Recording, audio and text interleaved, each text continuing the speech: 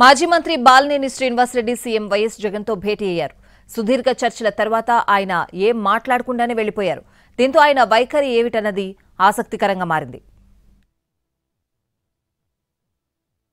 మాజీ మంత్రి Balineni శ్రీనివాసరెడ్డికి CM YS Jagan నుంచి పిలుపు రావడంతో సీఎంఓకి వచ్చి కలిశారు. కొంతకాలంగా బాలినేని శ్రీనివాసరెడ్డి అసంతృప్తితో ఉన్నట్లు ప్రచారం జరుగుతోంది. ఒంగోలు ఎంపీ సీటు మాగుంట శ్రీనివాసరెడ్డికి ఇవ్వాలని బాలినేని పట్టుపడుతున్నారు. తన నియోజకవర్గం ఒంగోలులో పేదల ఇళ్ల స్థలాల పంపిణీ కోసం నిధులు కేటాయించకపోవడం పైన ఆయన అలకబూడినట్లు తెలుస్తోంది. గత కొన్ని రోజులుగా సీఎం జగన్ని కలిసేందుకు అవకాశం ఇవ్వకపోవడంతో బాలినేని అసంతృప్తిలో ఉన్నారు. సీఎంతో సమావేశం తర్వాత మీడియా కంటపడకుండా వెళ్లిపోయారు బాలినేని. దీంతో పార్టీ ఏం చెప్పిందన్న ఉత్కంఠ కొనసాగుతోంది.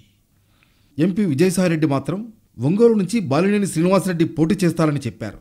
కానీ సీఎం జగన్మోహన్ రెడ్డి విడుదల చేసిన జాబితాల్లో మాత్రం బాలినేని పేరు లేదు. దీంతో ఒంగోలు అసెంబ్లీ ఎంపీ స్థానాల అభ్యర్థులపై ఉత్కంఠ నెలకొంది.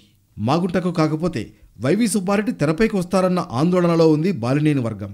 అయితే వచ్చే ఎన్నికల్లో తాను పోటీ చేయబోరని టీటీడీ మాజీ చైర్మన్, మాజీ ఎంపీ వైవి సుబ్బారెడ్డి సోమవారం ప్రకటించారు. సంక్రాంతి సందర్భంగా ఒంగోలు వచ్చిన ఆయన మీడియాతో మాట్లాడారు. గెలుపు అవకాశాలు లేని వారికి టికెట్లు కేటాయించే ప్రసక్తే లేదన్నారు.